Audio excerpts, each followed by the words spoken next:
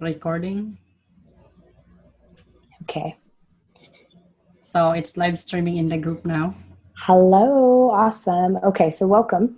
I'm just getting my smudge bowl ready because I am needing a smudge today. So I thought we could start our talking circle off with a smudge. If you have a smudge set, if you have your sage, I suggest burning it just to set that intention of clearing all of the negative energy. When you think of the power in, say, for example, the medicine of, the earth, these powers, just like crystals, I believe that the intent that we put into them, the energy that we infuse into them, activates them. So with the smoke, you send that intent of cleansing you of the negativity, cleansing your eyes, cleansing your mouth and your heart and anywhere in your body that you might be feeling the effects of that negativity. So a lot of our ladies have taken up smudging on a regular basis. It's something that I do every morning, but I like to set that intention of just creating a positive space. So yes, if you are watching, welcome. And if you're watching the replay because you missed us live, then don't worry. We're going to do another talking circle in 2 weeks, so you can have the chance to come on out here live with us. But tonight we're going to be talking about something that I hear the bells. Tonight we're going to be talking about something that has actually been a personal barrier for me, and something that I've been working on healing within myself and uncovering these blocks that prevent me from asking for help, or what could happen and why we don't ask for help. Aisha talked about this today on the Daily Connect. She talked about how as women we have these superwoman capes, and it's ironic because we used to be the superwomen, and we have these capes and we're supposed to be superheroes, and we are cooks and we're cleaners and we're entrepreneurs and we're moms and we're wives and we're everything in between.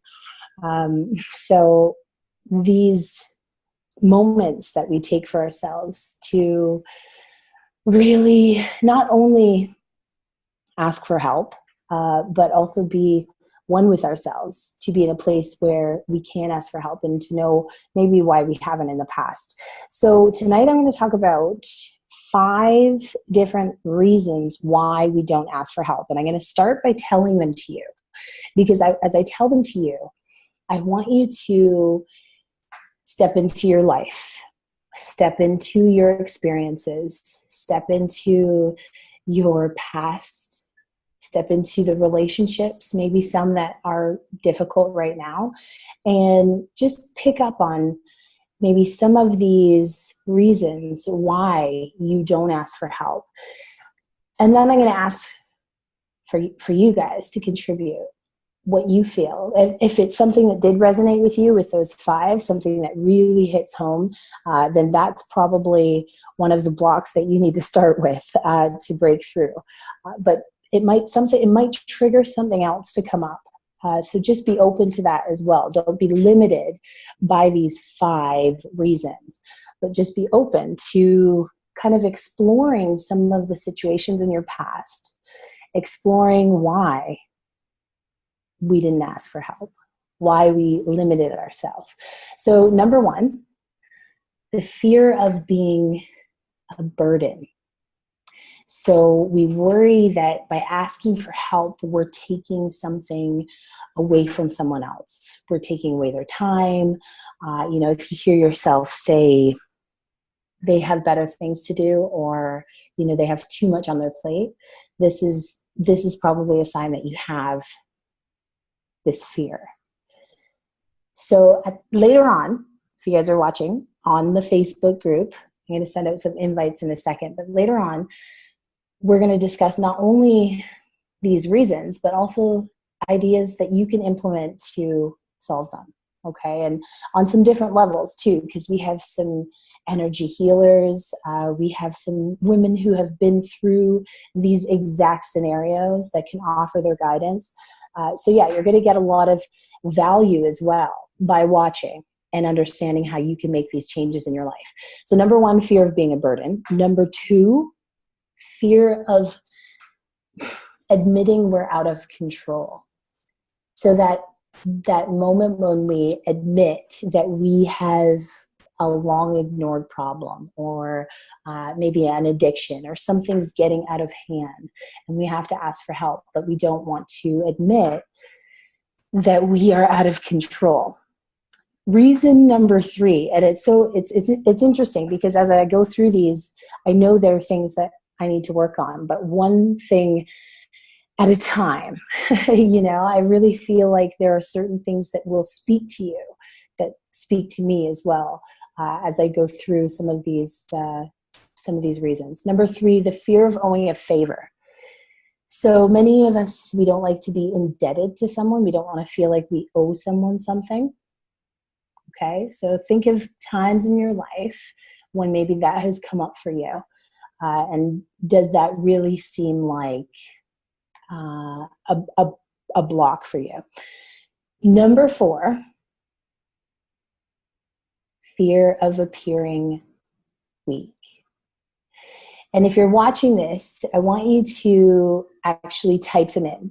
And if you're live on this too, go into the Facebook group and type these into the comments, because as people are going through the replay, I want them to see it.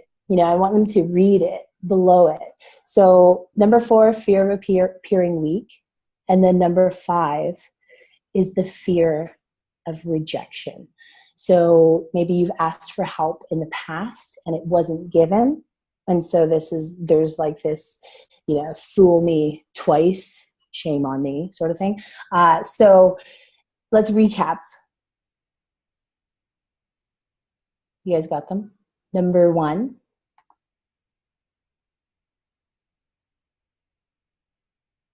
you guys hear me? Am I coming in clear? Okay. Number one, fear of being a burden. So type it below.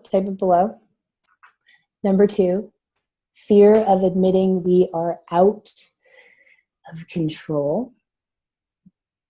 Number three, fear of owing a favor. Number four, fear of appearing weak. And number five, fear of rejection. So type those below so that we can help all the replay viewers out. So I want you to really think about it right now, ladies, as we are here live with you, because I'm going to turn it over to you guys because I want to hear from you. As I went through some of those, did something speak to you, or is there something else that you feel is a reason that we do not ask for help?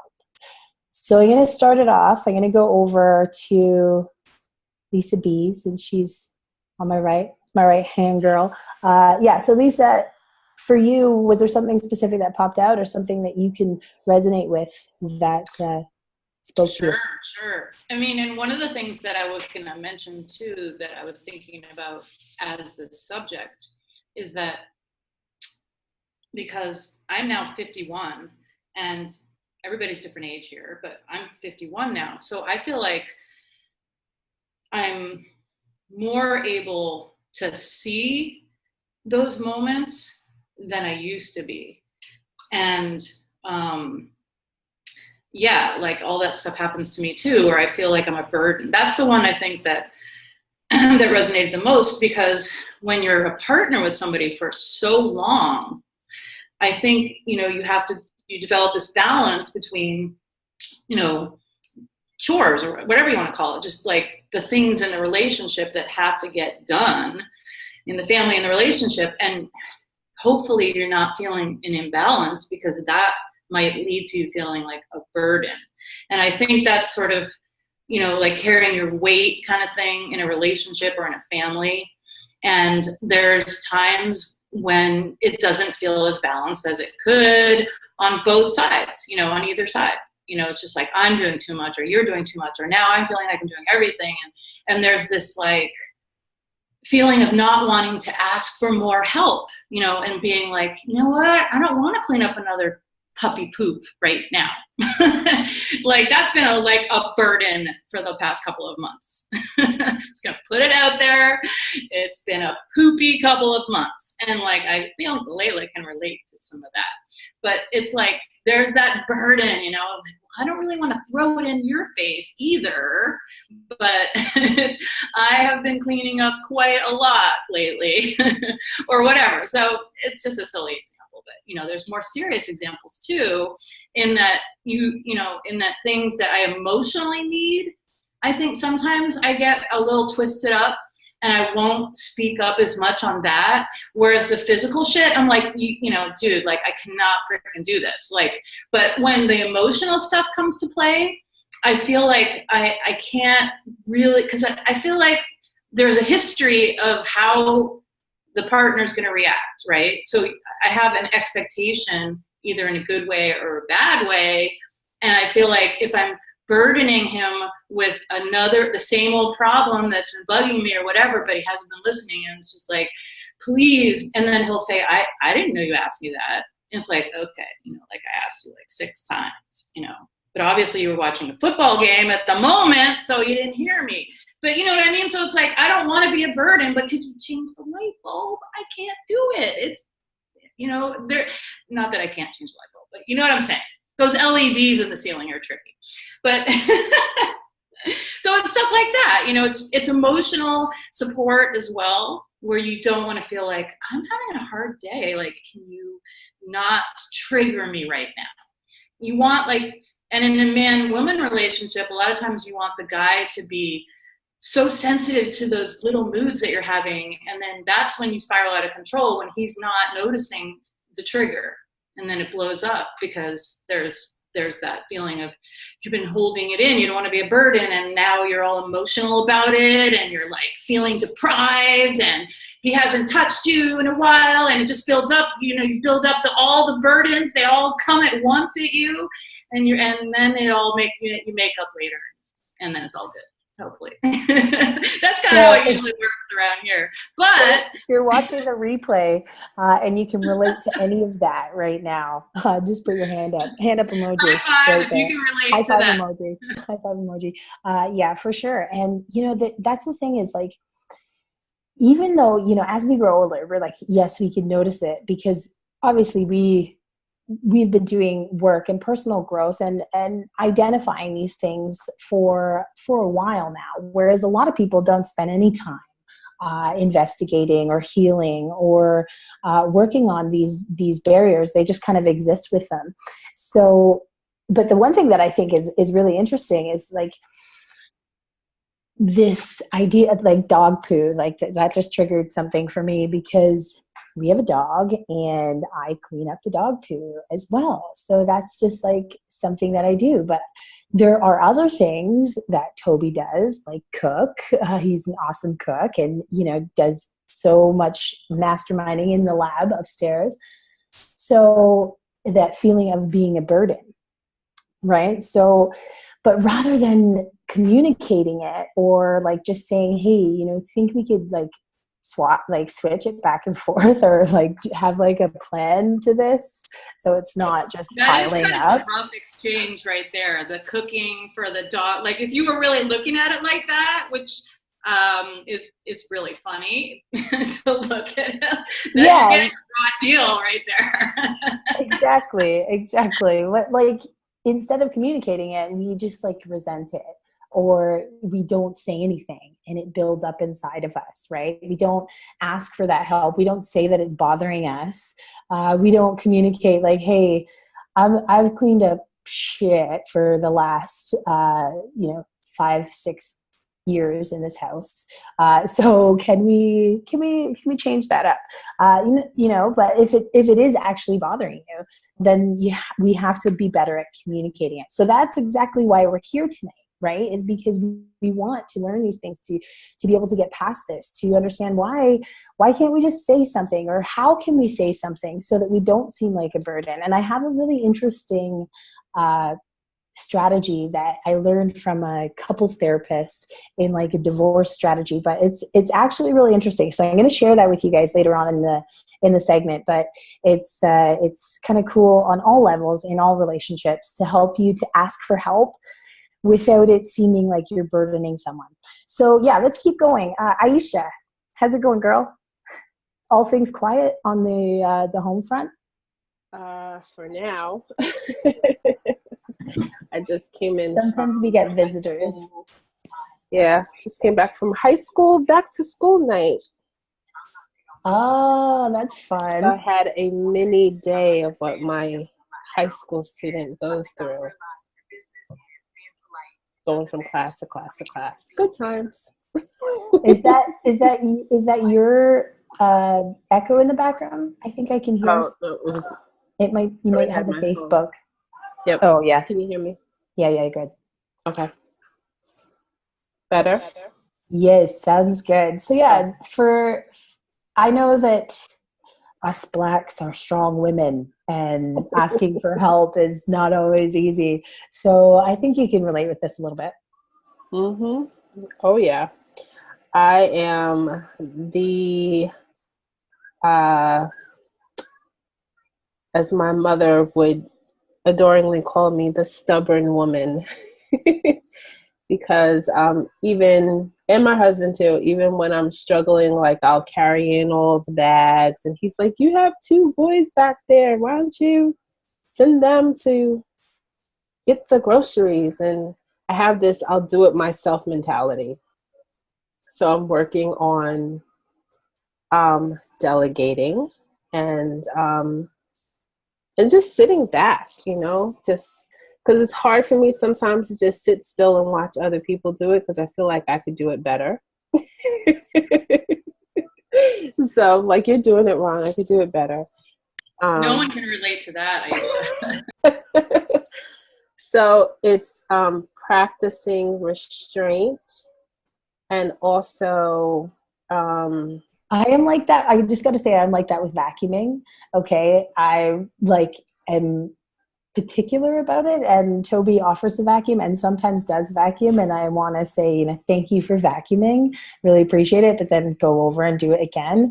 That's just like, it just popped up to my head because I was vacuuming today and I was kind of like grumbling about it, but then I'm like, you don't let anyone else do it, so why are you grumbling? That's kind of how cooking is in my house. Like Phil will be like, let me just do it, I'll do it, just tell me what to do, just guide me through it, and I'm just like, dude, like, no. I'll do it myself. So I'm just, and especially for my male children, just really restraining myself not to enable them and allow them to grow and make their own mistakes, because that's their learning process. Is learning from their mistakes. And even though I know better or I know a different way because I've gone through it, they haven't gone through it, and I need to allow them to make a mistake and not freak out about it. Like, what are you doing? So that's what I'm working on. And also like delegating them responsibility, right? So that you get help within your house, and they understand that, it's not just they have a chore list. Oh, right, I like here. Mom doesn't do just everything. She's not your servant.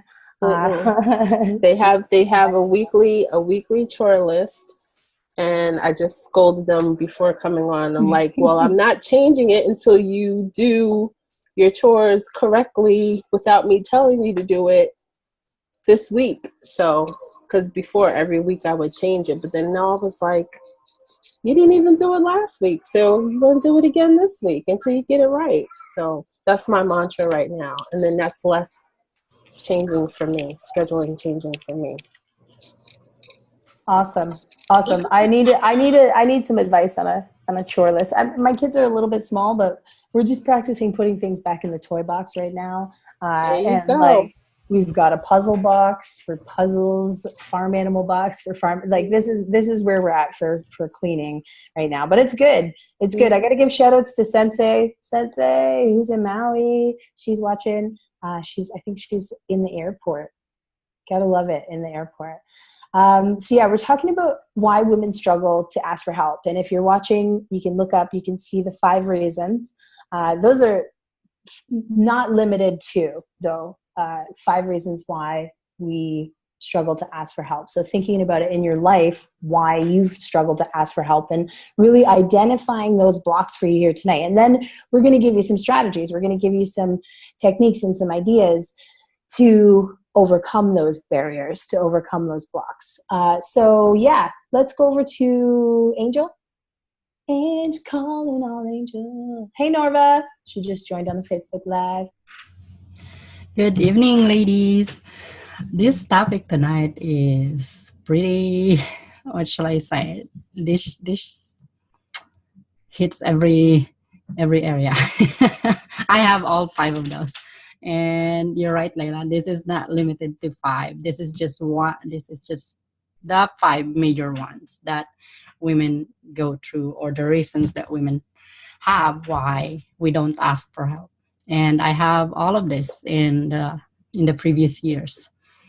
And I say it was pretty hard. Why? Because I was conditioned and taught to be strong and to be independent. Being the eldest among my siblings, I was right from, I think I was 2 years old. I was trained to be able to cope up on my own and not ask for help, because asking for help is a sign of weakness and you don't want to be indebted to anyone. That I remember those words from my dad. And for my mom, it's like you ask for help, you might be rejected or you're a burden to someone. So I saw that from her. She never asked for help. So to me, as a kid at the time, instead of going to play or go on vacations when my uncles will come and invite us to stay at their place, I would say no. So I always stay behind just to help my mom, because I know she'd be doing everything from the farm to the house, the store. And so my siblings will go on vacation for a month or the whole summer, and I'm at home helping with the chores, with whatever I can.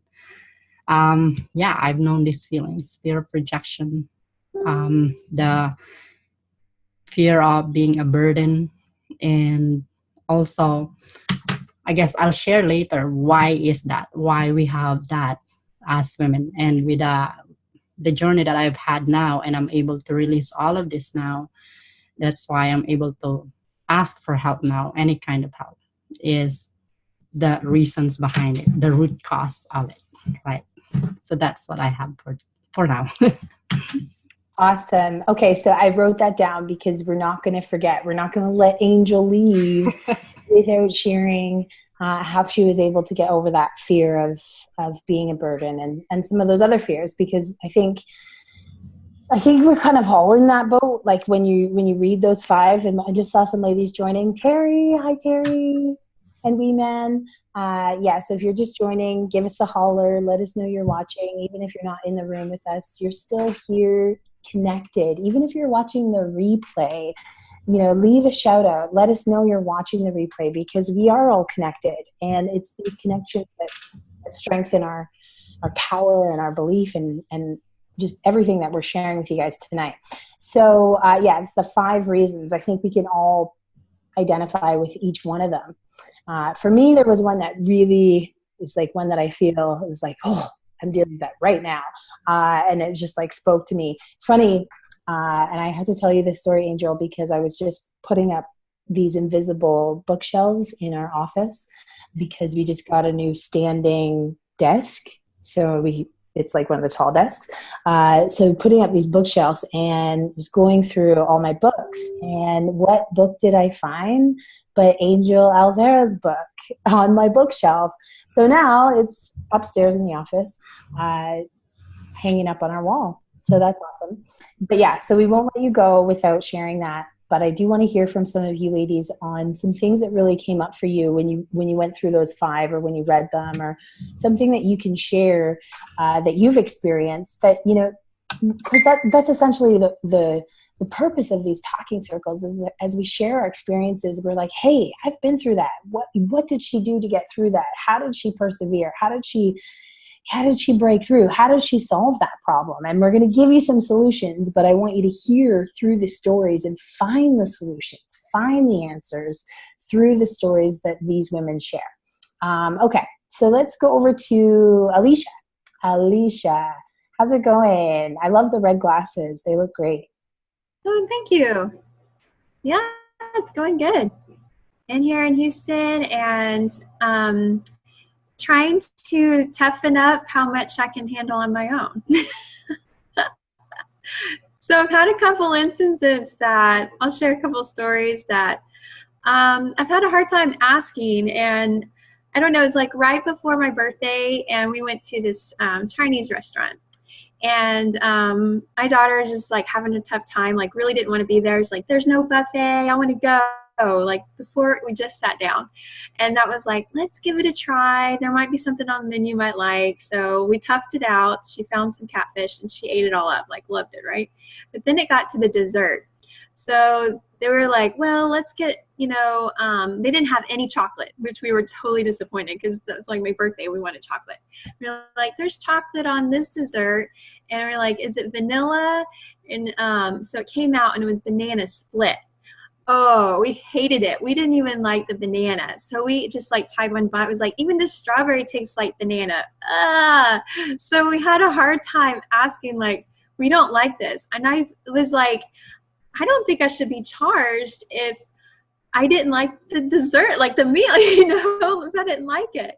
So we're just having a tough time, like, should I pay for it? Should I just get out of there, or what? So I ended up just paying for it and just getting out of there. I didn't ask to not pay for it and stuff like that. And so that was tough, I guess, just to toughen up, going, you know, next time I just probably should put down my foot and say, look, we didn't like this, and I don't think we should pay for it. Like, you know, I don't know how you guys deal with something like that. It just seems like something maybe minor to you, or maybe you can make a big deal out of it. But we were just like, I just want to get out of there. I don't know. So it's one of those, do you feel comfortable with it? Authoritative training. how to take control. Yeah, I know. I'm really bad for that too. I never speak up about food. But since being in a family with like a master chef and Scottish people who, you know, they always say something if their food is wrong, you know, because it's a service, right? And they have an expectation. Whereas I'm just kind of like, but yeah, so totally. I think that we should grow a backbone training or something. Speaking your truth.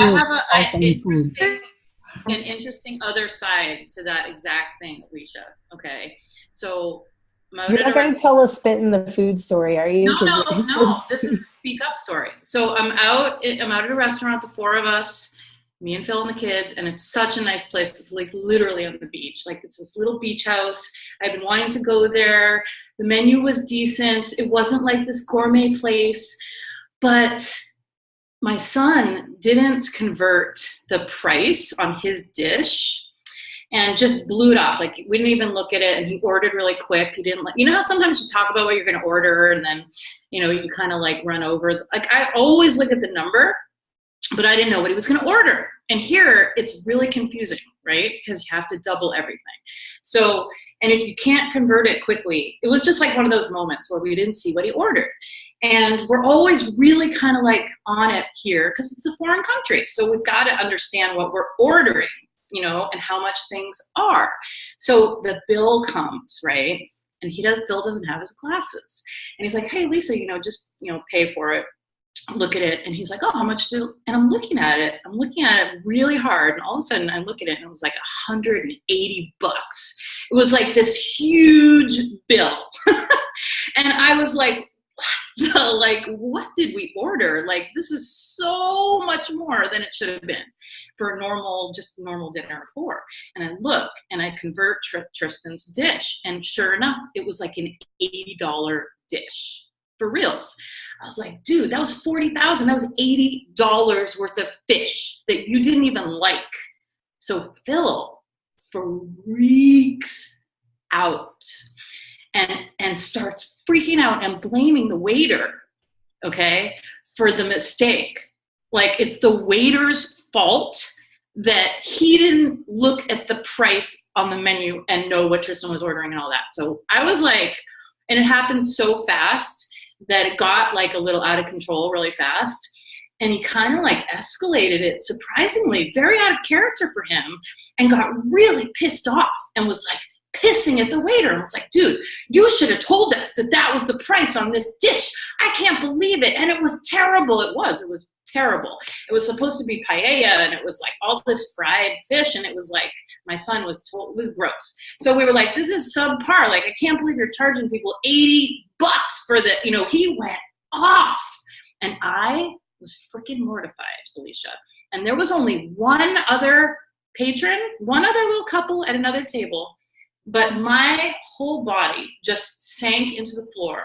And I was like, I cannot believe this is happening. I cannot believe that my husband is causing a scene over this particular issue, which is pretty much our fault.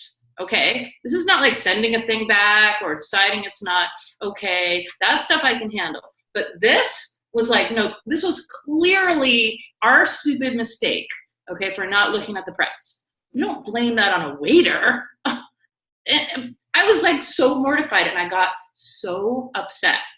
And then on the car ride, the whole car was against me. They thought he was vindicated in that situation, and I was right. I was like, dude, you should not have done that. Not have done that. I don't care if you bitched about the price in the car to us, made a big deal of it with us, but the fact that you like dissed the waiter on that whole thing and ruined the vibe of such a nice dinner that we were having, like sunset beach dinner, I was so pissed off for days. I was like, that was huge. And he actually came around and was like, all right, you're right. And I was like, dude, that was so out of line. I can never go back there. Do you understand? So I think like, but maybe sometimes you do have to suck it up. Yeah, sometimes if it is your own fault, you do have to suck it up. Alicia, we totally did not mean to kind of cut you off. She's like, where's my backbone? Hold on a second. This was my segment and I had stuff to say. No, I'm just joking. Go ahead.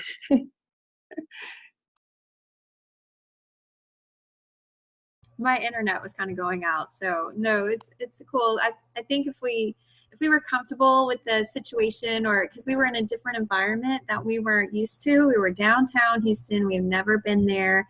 So maybe if it was like an environment that we were used to, like we've been there before, maybe something, we've probably been having a stronger backbone for it. So getting in new environments, I think we're getting a stronger backbone. And plus we're understanding the culture too. Like some people are polite around here and some people are totally rude just because what happened with the hurricane and where people are coming from. So we're kind of understanding the culture, I guess, around here as well. So having that and feel, always understanding the best approaches to what is the right time to ask or appropriate way to ask that. Totally. So you bring up an interesting I feel like it's kind of all in topic though, like about actually wanting to be more independent because you're I'm not sure if you're seeing anyone now. I haven't kept up with your Facebook relationship status, but I know that you were, trucking it on your own and really having that independence, but not feeling like you're sacrificing it when you do ask for help. Does that feel like an issue? Like that could be a problem? I think she's frozen, but she's smiling. Alicia, okay, come back to us. Come on the Facebook Live and let us know. We'll come back to her. because I do want to know. All right, let's go over to, oh, no. Okay, let's go over to Diana. Diana, I'm calling on you. Calling on Diana. I have this problem with asking for help because I don't feel like my issues are as important as everybody else's. And then when I do ask for help, when the instances that I do ask for help, I've been like rejected. Like the few people that I can ask for help with, I usually go to like family or really close friends, and a lot of times they're busy and they're not very reciprocating. So I've learned not to ask. So I just feel like I do get like this, I'm a burden to them, so I just don't ask and I do it on my own. And I've always been the older sister, so I learned to take care of things and just do it on my own, and I'm independent and I've always taken care of things. So it's not very often where I do have to ask for help. So that when I do ask for help, I really, really need it. So, and then I've gotten this, when I do ask for help, it's like a big drawn out thing. Oh, you're asking for help, and I get it thrown back in my face. Well, I helped you, so, I did all this for you. It's interesting, Diana, because I pretty much heard you just identify almost all of those 5 in that little short moment there. But yeah, so when you have that feeling of rejection, because you talked about that when you asked for help and they didn't reciprocate it, right? They weren't giving. I think that's something, just right now with me, time in your life, all of you ladies and all of you ladies watching on Facebook and all of you ladies watching the replay, you give a time in your life that you asked for help and you were rejected. Can you identify one? So we're going to give you one right now. Okay, so one strategy that you can use to eliminate this or get over this is decatastrophize. I don't even know if that's a word, but made it up. So we are taking a catastrophe and we're decatastrophizing it. So what you're basically doing is you're saying, well, what would happen if they did reject me? You all have said, and by a show of hands, put your high five emoji up in the comments below, that you've experienced this before. You've been through it before. It's happened to you before. And you are still here, still breathing, still alive, still powerful today. So if it happens to you again, there is no big catastrophe. Your heart will not stop beating. Your breath will not stop. You will still live another day. So it is not a huge catastrophe. So this little concept of taking something like this fear of rejection, it's happened to you before, it hurt so much before, it was painful before, we turn it into this big thing, but then realizing, hey, I'm still here today. I survived it. Maybe it did hurt, maybe it was painful, but I survived it. So it's not that big of a catastrophe. So just a little strategy to decatastrophize. What's the worst that would happen? If they did say no and I asked them for help, what's the worst that would happen, right? At least I would know. And a lot of times,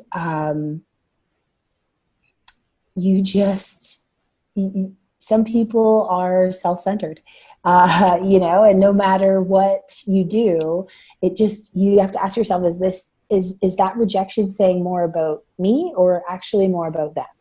And that kind of can sometimes put it into perspective for you.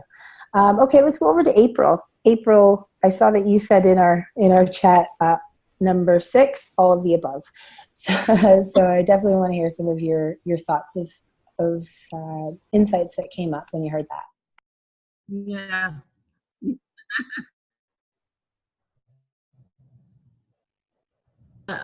I never really thought about this very much.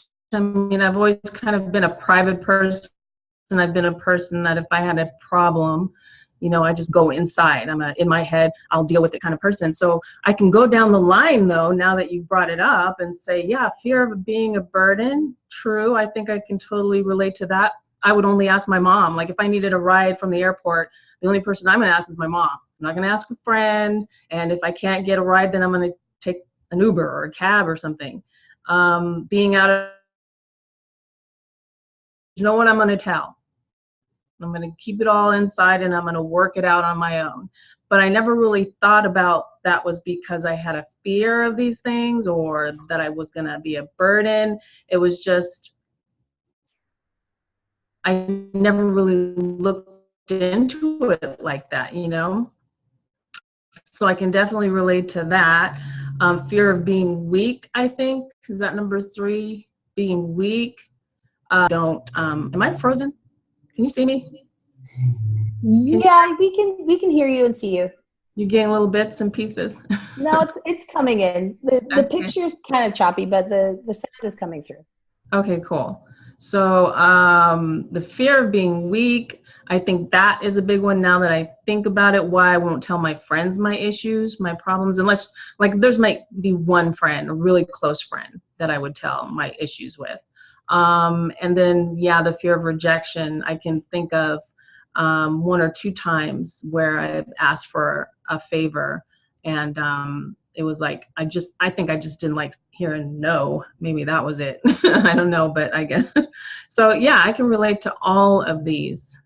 I definitely need to look at that because, like I said, I consider myself pretty self-aware, but I've never really gave this much thought before.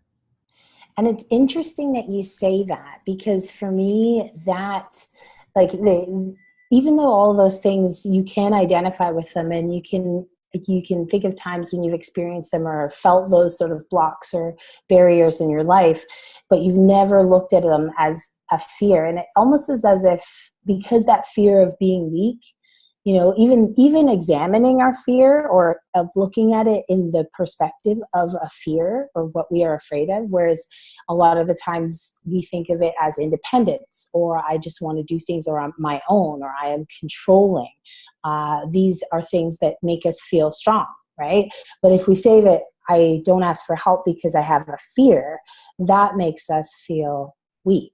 And so maybe that might be one of the stronger triggers for you is that, you know, you don't even want to examine really a fear so much as rather look at it as something, you know, I've always been independent. I've always kept to myself. Whereas maybe looking at some of the fears that have caused that behavior, right? Make sense? Awesome. Okay, so let's go. We've got, I'm just looking at our Facebook. Hey, Facebook. Hi, Facebook land. Give shout outs to everybody in Facebook land. Faux show. We appreciate you. I sent out some invites. I saw Cindy, Pam. Did you guys ever watch Romper Room? I don't know if you ever watched Romper Room, but I had Romper Room and it was like she never ever said Layla ever. She was like, hi Sarah, hi Lisa, hi Diana, but never Layla. I don't think I heard Aisha either actually on Romper Room. I'll just be straight. So yeah, hey Norma, all the ladies out there that are watching. Okay, so everybody has shared their personal experience. So I do want to hear from Angel because it's interesting because I always watch Angel as she's listening to people and as she's kind of taking in what you're saying. And if you don't know Angel, she is our angel communicator. She is an energy healer and she kind of sees things on a different level sometimes and is able to show us things on a different level. And that's, I'm going to give you some sort of strategic things like I talked about, like exercises and things that you can do, you know, like that they do in couples therapy and things like that. But I want Angel to just give you some perspective on an energetic level, how these fears, these 5 fears, are actually affecting you, and how you can get past them and break through them and heal from them. So Angel, I want to hear from you, because I saw all those light bulb moments going off, and I was like, I want to know what's going on in her head right now. Sometimes I wish I had like a instant transfer to what's going on in Angel's brain. Well, you can, you just have to. I knew you were going to say that too. I knew you were going to say that. Psychic abilities. Ayesha should be able to tune in with that already. Diana just started with it.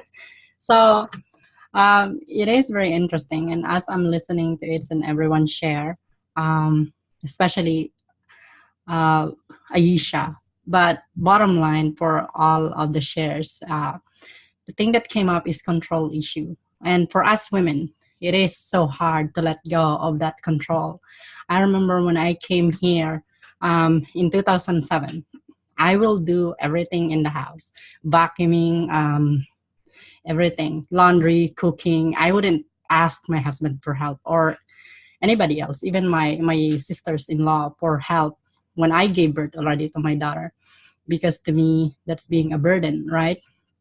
And one of my sisters-in-law told me, I have to learn to be okay with the outcome of the work of especially your husband and your kids. It's never going to be up to the standard of how you wanted it to be. But being okay with that will help you be able to learn that, well, I deserve a break. I deserve to have some rest too. And they're offering that help. Sure, if it's driving you nuts that your house is so messy, so dusty, then go let them vacuum the house in the quality that they can do it. But don't redo it. Please avoid redoing it, because you are going to insult them and hurt their feelings. And when you do that, they feel rejected too. So you always think that you're feeling rejected, but what about rejecting them? And that is so much more harder to deal with.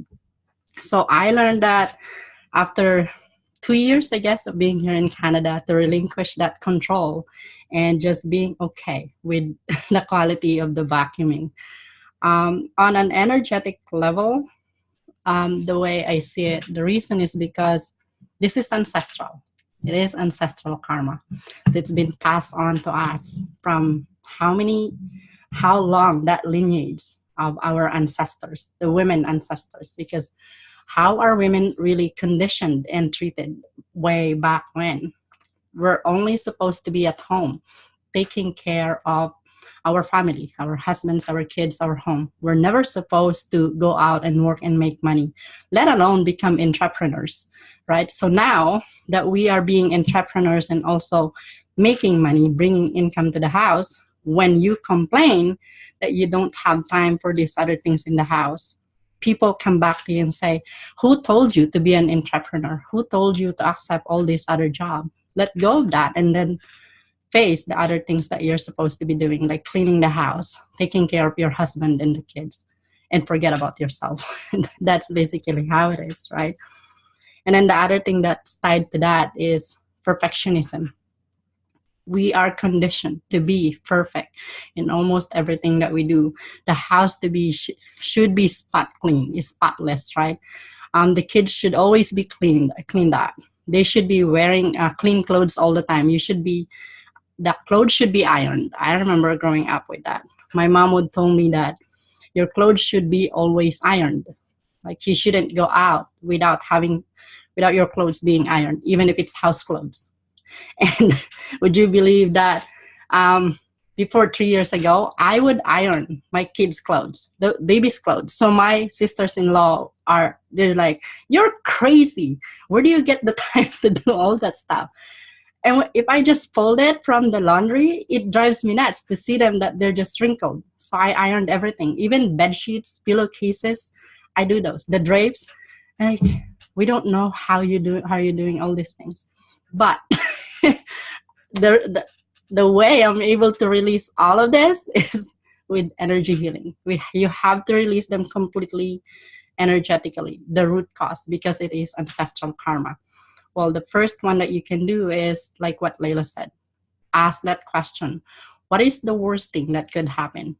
You're still breathing right now after you ask somebody's help, and you're indebted to that person for asking for help, or you feel like you became a burden, or you got rejected. What's the worst case scenario, right? So that is at the subconscious level, so that you're dealing with that part. Now, if you think that it's still there and you're ready to release them at that deep level, all across times and dimensions, then consider energy healing. Go with someone that you can trust, that you trust, and then ask for their help to release it. Someone that you know can really deal with this. And of course, I'd love to help you out if that's me that you think you can trust in helping with this. I made some notes because this is what I went through before, and just hearing you ladies sharing this out tonight, yeah, this is something that needs to be worked on, because it's enough to be just having these feelings of being a burden, feeling like you're weak if you ask for help. Alicia, when she said, how do you deal with it if you're not happy with the food or the service at the restaurant? You speak your truth. But the thing is, women are conditioned to shut up, to keep quiet, right? So even though you're not happy with the food, even if you can consider it simple, you'll keep quiet and just keep it to yourself. You're complaining inside of you, like, damn, I paid for that food for so much, but I was never happy. I was never satisfied with it.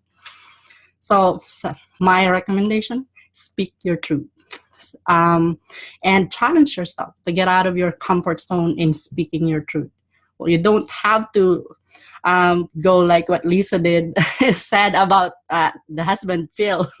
But you can speak your truth from a loving place. Say it nicely as much as you can. I know sometimes you really get pissed off, but when you get pissed off and that temper comes up, it's because there's something inside of you that you need to face. It's not really that other person, right?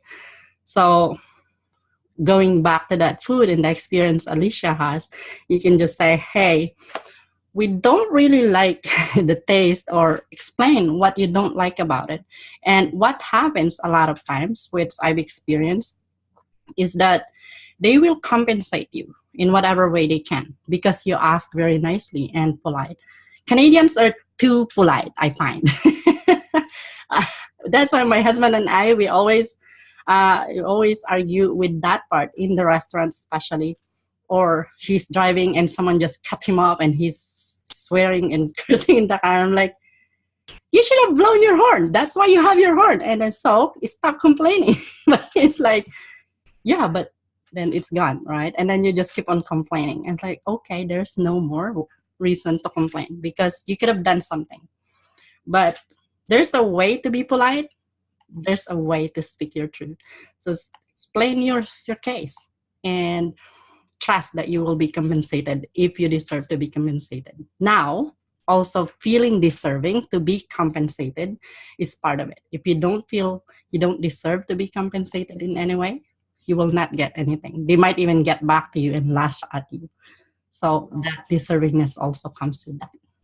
So that's where you need to get rid of your money blocks all over again, and remind yourself of this.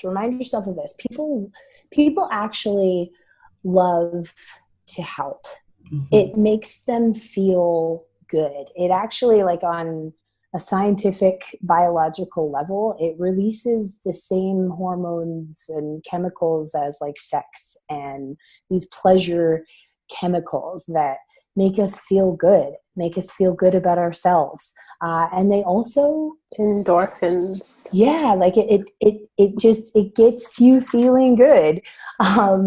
I won't go into too much detail, but yeah, and it also deepens our connections, right? When someone feels like they can help you, they can be there for you when you need it, it deepens the relationship, it deepens and strengthens the bond. So all of these things are really positive things of asking for help, and reminding ourselves of these positive things of asking for help is really important. Can I say something? Yeah. I just also wanted to speak to Alicia, and just in general, just about, having kids, because almost all of us have kids, right? And you go to a restaurant with the kids, right? And I mean, we've all been doing that for years and years. And I think there's this sense that we're a burden to the restaurants because we have the kids. I don't know if you guys like feel me, because like some places are kid friendly and then other places aren't. And I think sometimes us as adults might feel, well, we don't want the kids to be a pain in the restaurant. Whereas it's like the reverse. It really is. If you put the kid in front of like your needs to the service person, right? And you're like, no, gosh, my daughter's birthday, I feel really bad, kind of like having to be a pain, but she's bumming out about this dessert, and all she wanted was a bowl of vanilla ice cream with some chocolate syrup. You guys couldn't hook us up with that. I mean, I feel like you can kind of slough it off on like the kid thing, because, everybody in the world knows that kids are picky, kids are whatever they are, and it's always something, right? Always something with kids. And I think it's always like important, to also but I want to make one more quick point too. Like the other point I want to make is sort of waiters to help me. Yeah. Well, that's what I'm saying. Is they're kind of there for you. Yeah. Yeah, they're there for you. They're on your side. They're going to be more helpful than hurtful in a situation like that, because they're not going to berate you for being a bad customer. I mean, that doesn't exist in their. And it's funny because in this the bad ones might. The bad ones. Right. Like in this country, the ticos and ticas they're very like, it's one of their personality traits. They're pleasers. They don't want to disappoint. It's kind of a funny one, actually, because they take it to another level here. It's always going to be fine. Like there's never a problem. And when you get used to, I think, feeling like a problem, like a burden, you share that with your kids. Like they are like, oh, we don't want to be a problem. We're not going to speak our mind. We don't want to make a ruffle. We don't want to ruffle feathers. Whereas it kind of should be the opposite. Like, you deserve a good freaking dessert for your birthday, girl. Come back here and hook us up right now. Because like you're a paying customer, and their whole reason for existence is to please you. They want you to have a good experience. So if you don't, then you're going to go Yelp them, and that's going to suck for them. So they don't, that's what I mean, like on the other side. But also in the other side of having like sale, right? There's a way. Like, exactly. To show our kids that you don't want to. There's a way to be polite. And that's exactly the point that Angel's making. Yeah, for sure. It's the Jedi thing. You got a Jedi. I know. People are always looking to us. Like, it's true. There's a lot of pressure as well as a mom. You have little eyeballs on you, and you want to react in certain situations, and you want to show your kids that it's okay to ask for help and to ask for their help. Admitting to your kids that you need their help is a really important conversation to have, not just demanding them on what to do, but hey, I need your help here, guys, so we can make this house run smoothly, and we can all be happy, and we can get dinner done, and we can go out and play, and all these different things. I'm always recruiting people to help me, and using that language needs to transfer in some ways, but definitely understanding that we're role models. Now, I did want to, Alicia, I know you got kind of cut off there, because I wanted to bring up that topic of single women, because we have a lot of single women who are watching, and they're like, okay, well, I don't have a husband who's vacuuming my carpet wrong. It's just me. So asking for help, sometimes it can feel like you are losing your independence, or like you said, you're like, I want to focus on getting stronger and doing more things on my own. So how does that pose a problem and sometimes a block for you? Good question. because you want to make sure that you're fulfilling roles right. But I want to make sure that, so I understand, like, especially when I was living closer to my parents, like, she needed that Paul relationship around. There's times I need to make sure, and there's still times I'm like, we need to do a Zoom, we need to have your, like, I remember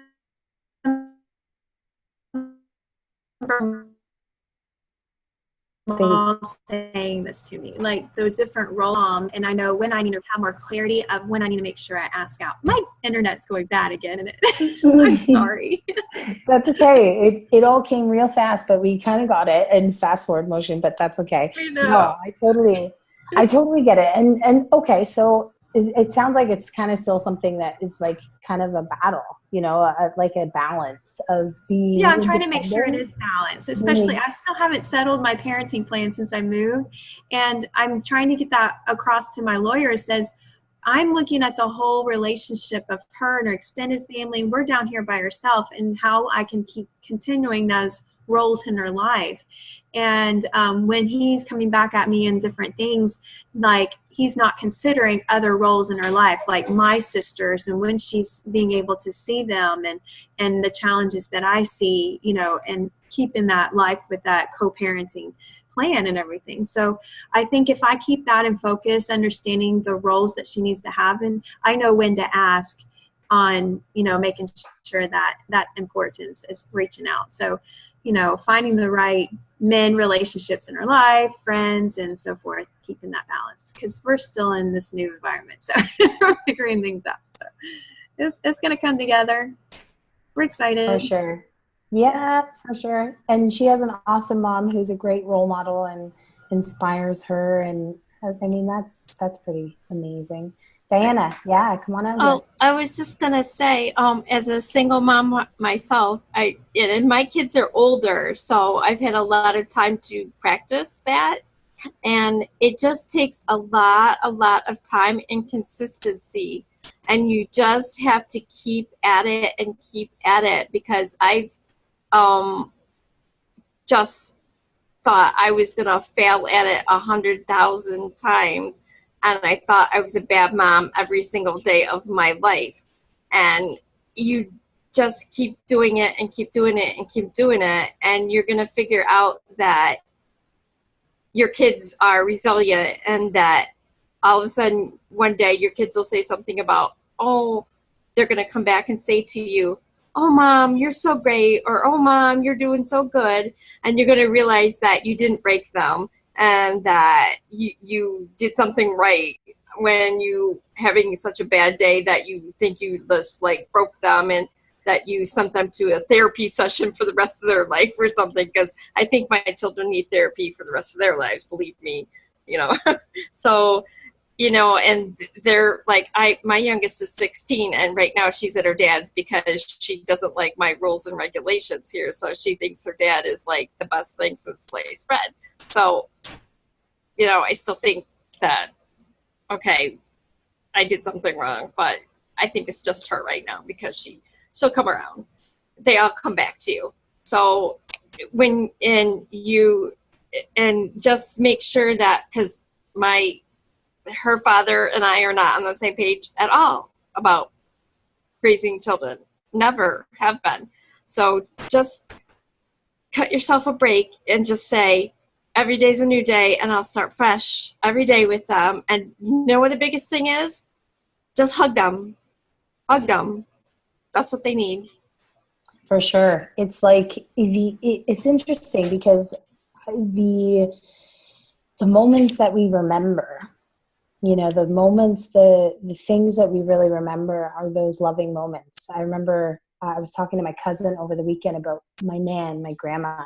And she says, they were talking about how she always bought us presents. And I'm like, I don't remember the presents. I don't remember many of the presents. What I remember was like her scratching my back to fall asleep, and her really slobbery kisses, like that's what I remember. We called them nan kisses, and like you would just be soaked. Like that's what I remember. So the kids, that's what they remember.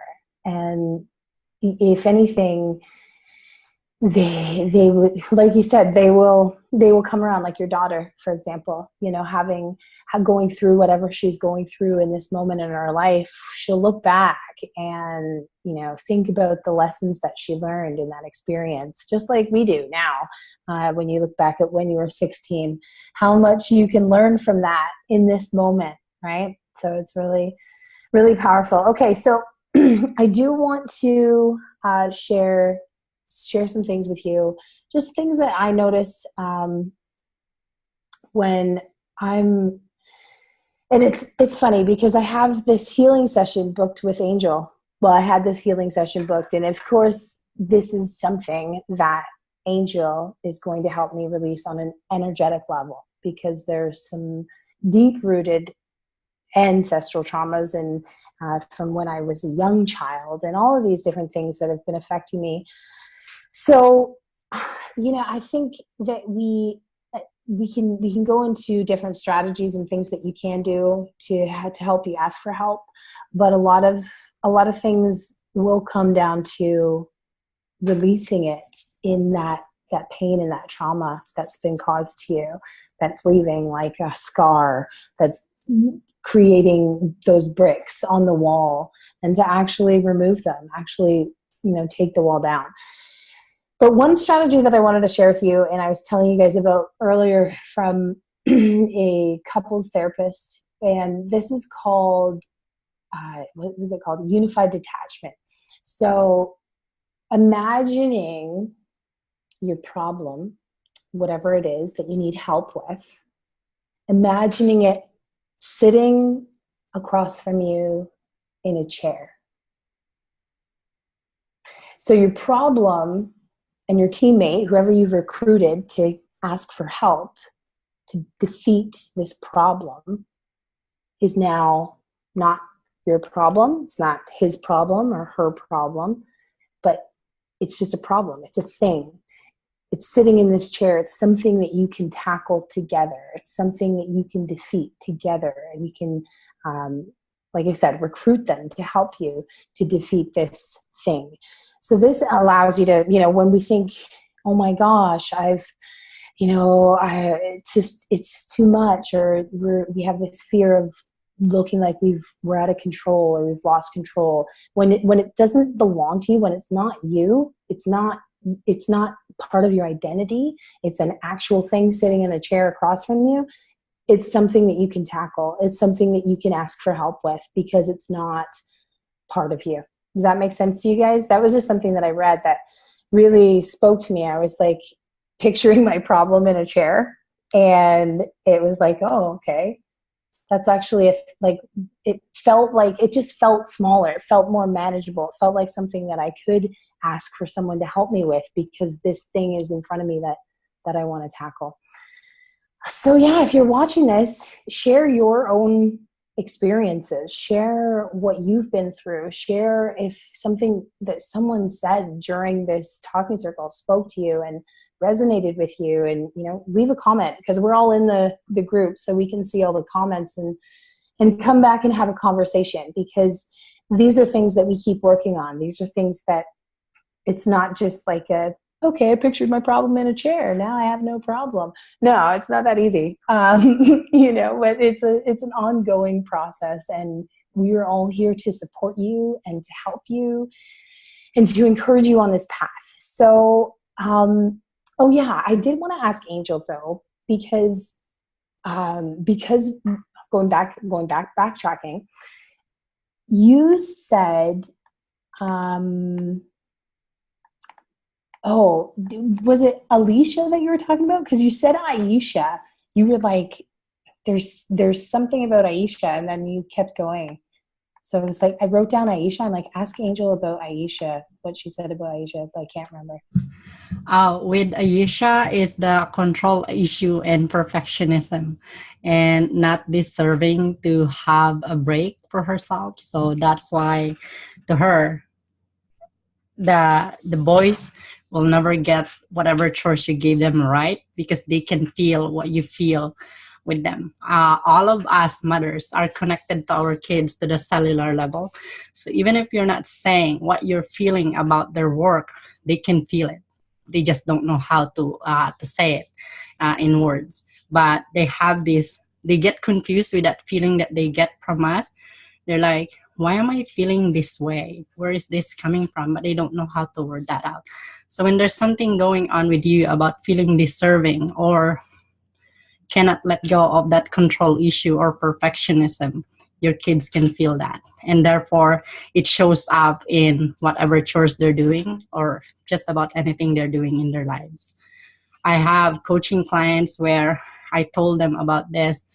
One in particular, she said, my kids had been acting up and it's driving me crazy. I don't know anymore what to do with them. I'm thinking of going to a child psychologist because they just had, her and the husband had a separation. And then it's going to be, the husband wants a divorce already, but the kids are very young. And she said, how can I handle it already? It's out of my hand anymore. I said, what are you doing? What have you been doing?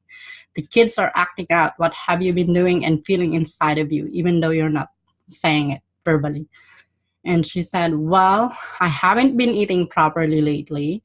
I haven't been sleeping properly because of all the things that I wanted to finish to be able to support me and my kids, and the fear that I might not be able to support my kids. And I said, so how is that showing with your kids' behavior? She said, well, they're not eating properly. They refuse to eat properly. They refuse to go to bed early when before their dad left. They do all these things, no problem. And I'm the same because that's what I've been doing too. I said, there you go. You got the answer now. And so do that to yourself, change what you're doing to yourself, and you'll see how your kids react with that. And she called me after a few days and she said, oh my God, Angel, I don't know. It works like magic. So whenever there's something that your kids are acting up, ask yourself what's going on. It could be that there's something in your past that's coming up that you've been feeling and boiling. And this goes for all of you ladies, especially the mothers. It's not just Aisha. It just happened that I picked that up from when she was sharing. And it helps a lot. This is my guide now on how I deal with my kids now. When they're acting up, okay, what am I doing now? What is going through inside me now? And once I go through that and change it, the kids are good. So you don't have to stress out or drive yourself nuts anymore when something happens with the kids. Definitely. For sure, it's like they're little mirrors just bouncing right back at us, whatever we throw at them. Hey Terry, good to see you. Glad you could pop on here. It's a little I've been tuning in. I've been here with my rowdy kids and feeding my baby, but I've been loving just hearing you women share your stories, and it's an important topic, I just wanted to jump on and join you. Yeah, for sure. And community and having a house full of boys. I got 4 boys now. 4 boys now. But for me, I just had one little thing to share, if I may. I know you're just about to wrap up, but I just felt like jumping on because I found it so fascinating. Like in my birth and my labor and in the late pregnancy, I felt so able to ask for what I needed really clearly, and in the first weeks, since his birth, he's 3.5 weeks, but already I can feel this sense creeping in that I should have everything under control and all sorted out and just be on top of everything. And I'm finding it already, some shift in me being able to just easily reach out for support or help or whatever I need.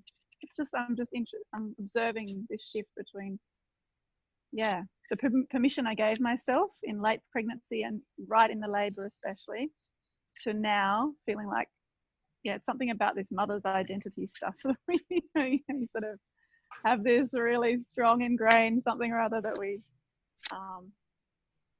should be able to do stuff, whereas it's just so important to be able to reach out for support. So, yeah, definitely. I can totally relate, just having a baby a couple months before, and I think that, doing them all back to back to back has given me quite the reflection, because I can compare them so easily because they were so close together. I can compare how I felt in my first pregnancy to my final pregnancy very easily, because it was within the span of 3 years. I remember it. Whereas a lot of people, it's been 10 years since the first time they got pregnant, and sometimes they have those gaps between their kids.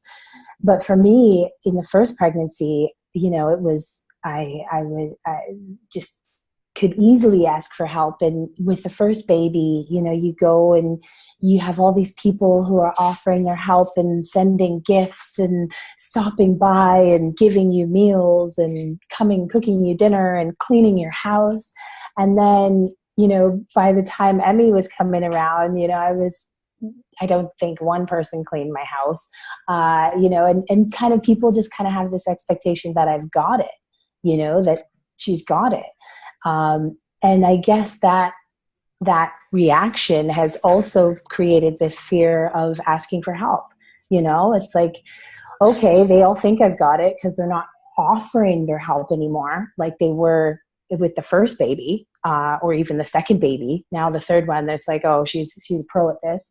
So they're not offering it. So I have this growing fear that, okay, well, I should have it, I guess I'll do it. I guess I gotta do it. So I can totally relate with that fear that's growing within you, and that feeling that's kind of like, you don't know how to handle it because you want help, but you're not sure if you should have. I guess if you deserve it, right, Angel?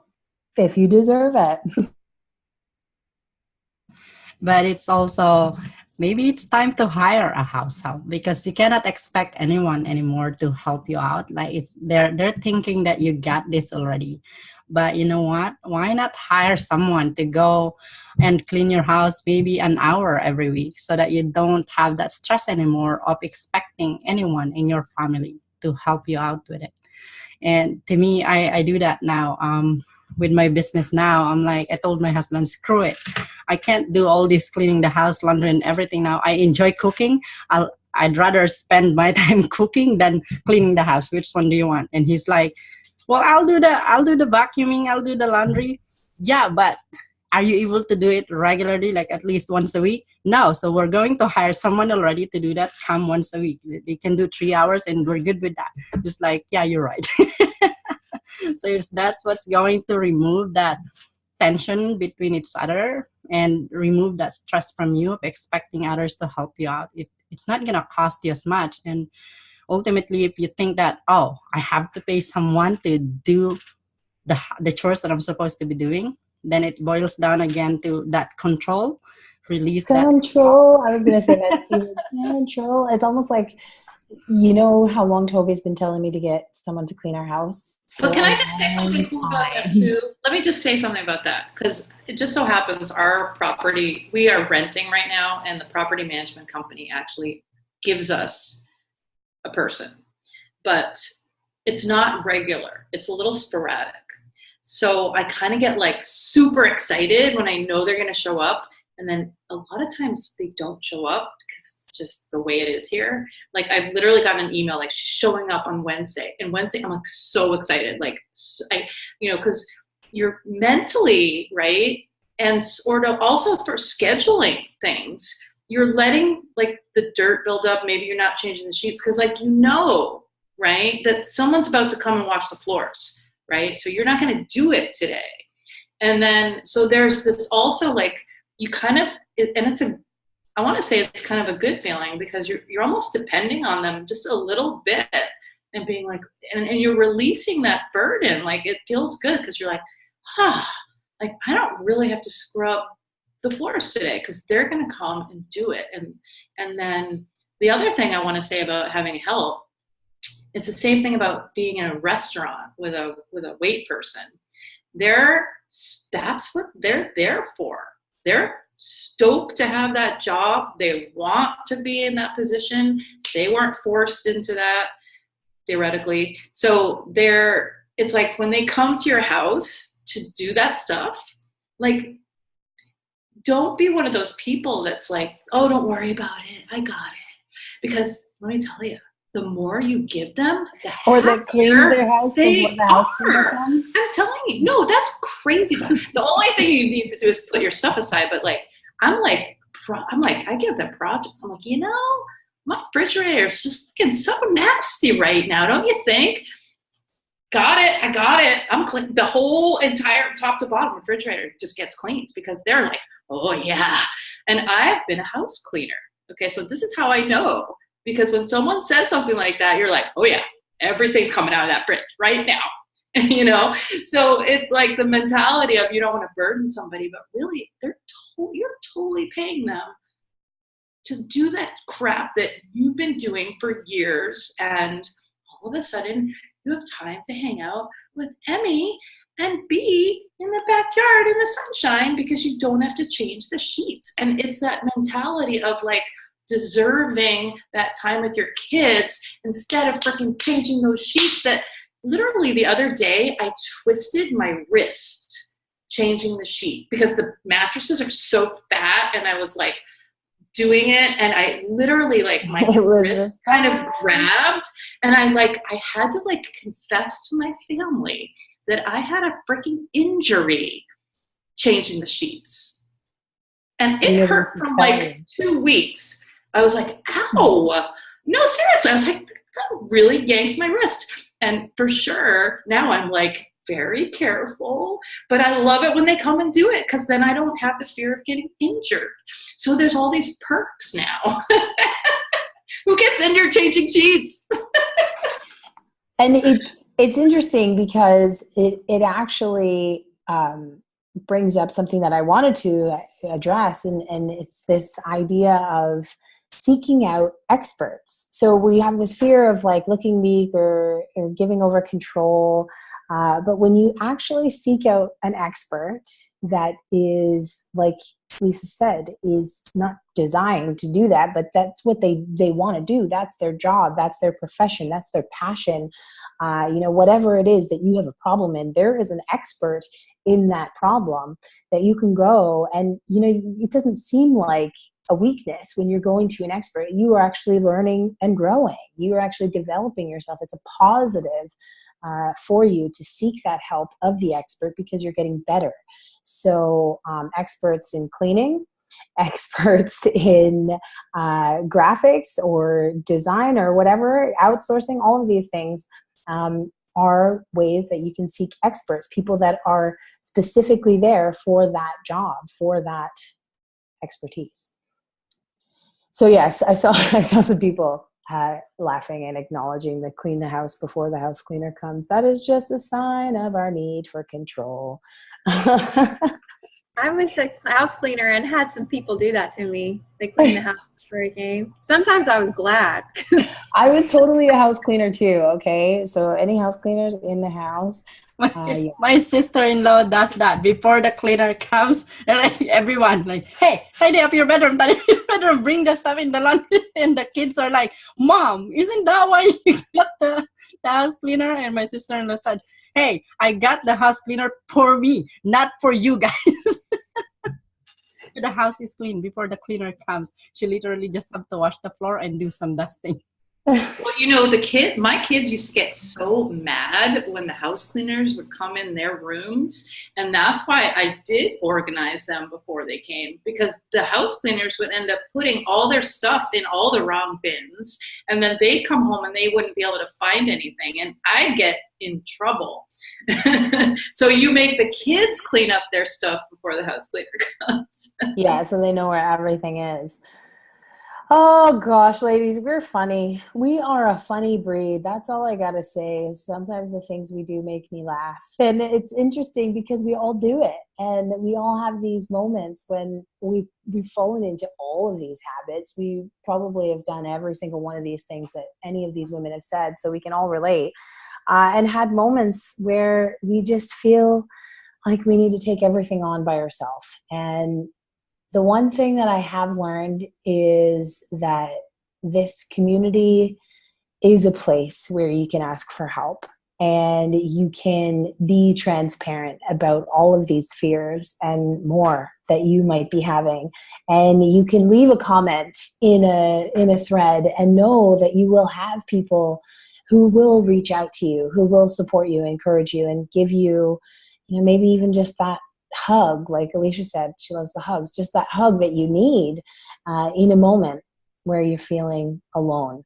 So you are not alone because you're here, you're watching this, you're in this group, you are part of this community. Whether you have not made a post in a comment thread for 3 or 4 months, you are here right now, and there's a reason for that. So this will always be here as your support system and as the place that you can reach out for help, even if you don't know how to ask for help. So with that being said, I think, yeah, we got to get baby screenshot for sure. Look at him, he's so cute.